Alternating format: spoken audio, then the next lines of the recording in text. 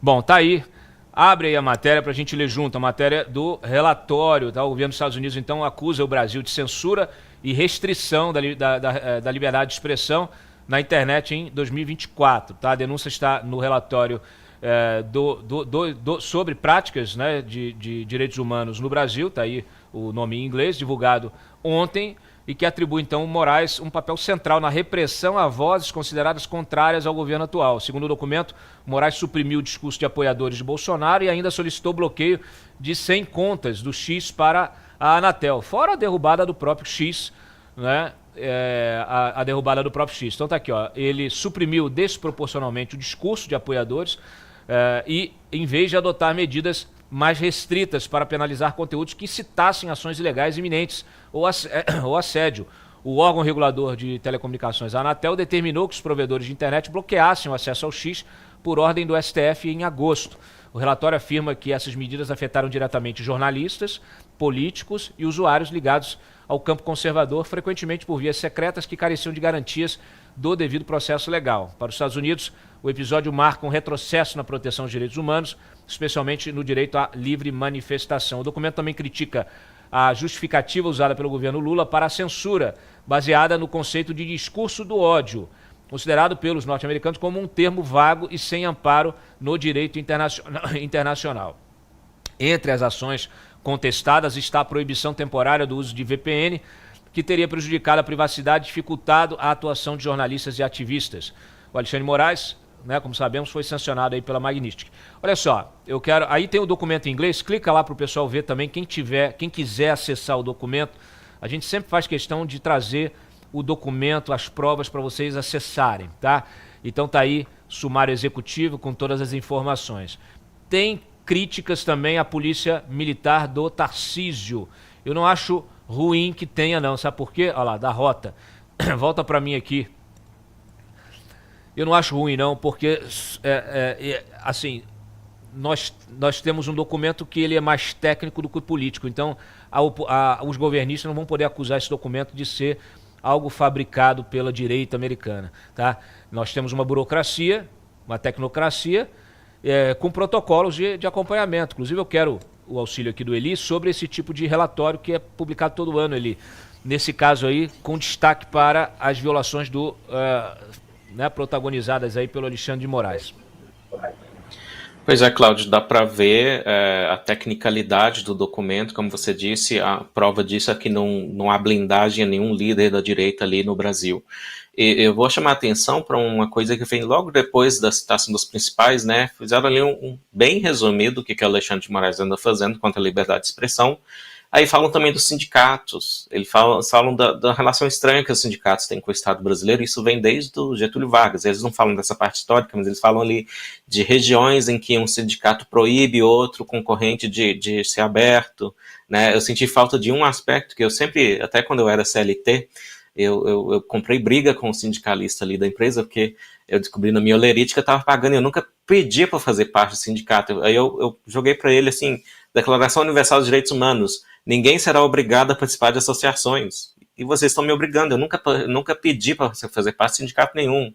Enfim, então, esse aspecto dos sindicatos é citado, e outros, como você falou, da violência no Brasil, que todo mundo sabe que é muito, muito alta, uma das mais altas do mundo, vem caído, mas também tem coisas estranhas ali que a serem investigadas, que subiu ao mesmo tempo o número de mortes sem explicação. Né? Então, é um aspecto, eu mesmo já apurei esses dados, já publiquei a respeito, então tem coisas a serem explicadas ali, até a que ponto essa diminuição da violência é uma ilusão no Brasil, eu não sei dizer, né? Então, como você disse, é um relatório técnico, importante, eu recomendo que todo mundo leia, não é muito longo, 13 páginas, e dá um panorama, assim como é bom, eu comparo isso àquele artigo excelente da Mary O'Grady ali né, que saiu domingo passado lá no Wall Street Journal, que é bom a gente ler a perspectiva de fora, que às vezes você está muito envolvido no que você está fazendo, né? Você pode ter completa razão, mas uma pessoa que está olhando de fora, ela vai ver assim, a ilha como um todo, né?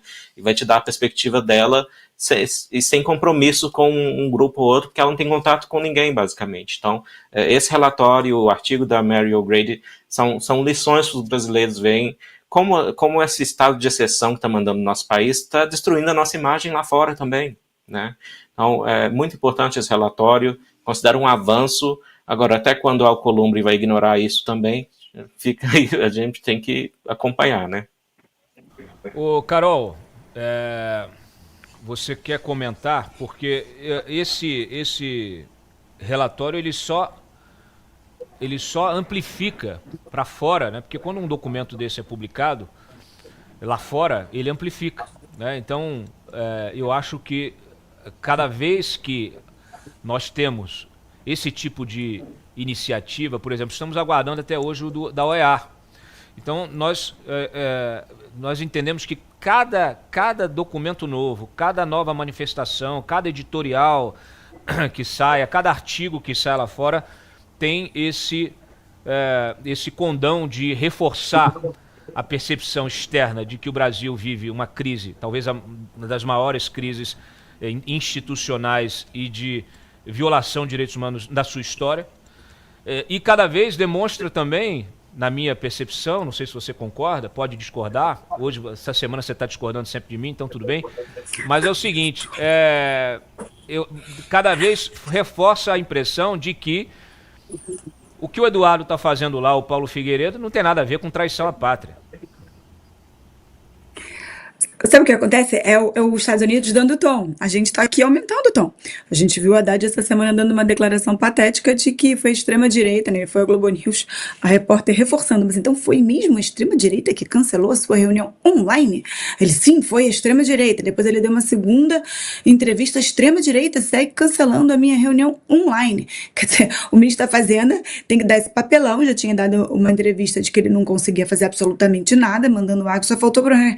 Como é que é o Meirelles? Boa sorte, lançou pro agro, né? Boa sorte, negociem, porque o Brasil não consegue fazer nada. A gente tá vendo o Alcolumbre mais preocupado com as emendas parlamentares, né, de tititi com Flávio Dino e nada de impeachment. Então, os Estados Unidos está o quê? Só aumentando o tom. Ah, não vai não? Ah, não vai não? Sendo que agora o Paulo Figueiredo e o Eduardo Bolsonaro estão indo para a Europa, né, pedir sanção na Europa. Então, isso só mostra que a nossa imprensa é vendida, de novo.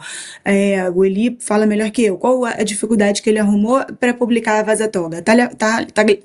Talhaferro, que sexta-feira falou aqui que precisou dar, agora ele deu uma exclusiva para um veículo de imprensa internacional, que ele não conseguiu fazer uma exclusiva no Brasil. Tem algum assunto mais importante acontecendo do que ele tem para falar e nenhum veículo de imprensa quis falar sobre isso. Então, assim, tudo isso que está acontecendo, como foi com a The Economist e como está sendo agora com o Wall Street Journal, só mostra porque a imprensa brasileira tem a obrigação de replicar um editorial desse. Foi falado, mas en passant.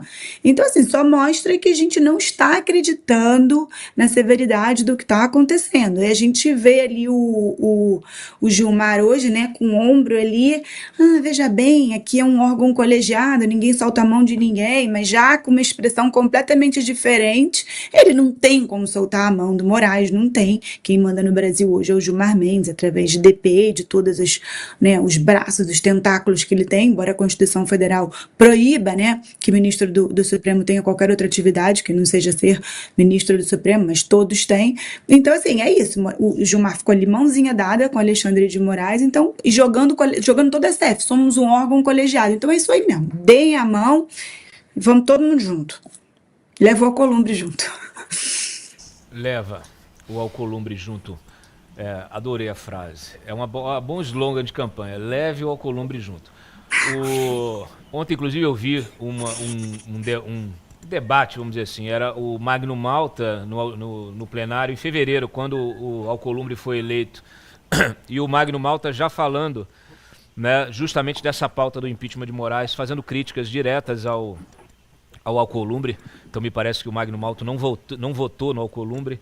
O Alcolumbre de risinhos, esse vídeo tá bombando na internet aí de novo, e o Alcolumbre de risinhos irônicos, né, enquanto o outro senador fazia a sua crítica. Então esse é o tipo de senador que nós temos, o tipo de senador que preside o Senado. Então eu espero muito que a oposição aprenda com seus erros e que nós, na próxima eleição para a presidência do Senado e da Câmara, tenhamos alternativas e que essas alternativas sejam construídas com antecedência. Porque, assim, é muito erro sendo cometido na sequência. Primeiro foi o Rodrigo Maia, depois foi o Arthur Lira e agora chega, né? Porque, assim, quando você errar, é humano, né? Como já disse o Moraes recentemente, né? Agora, não dá. 3 vezes, 3 presidentes da Câmara para enterrar a direita, porque é isso que vocês fizeram. Vocês estão elegendo os coveiros da direita, das pautas da direita, os coveiros da direita. Aliás, acabou que o melhorzinho foi o Maia.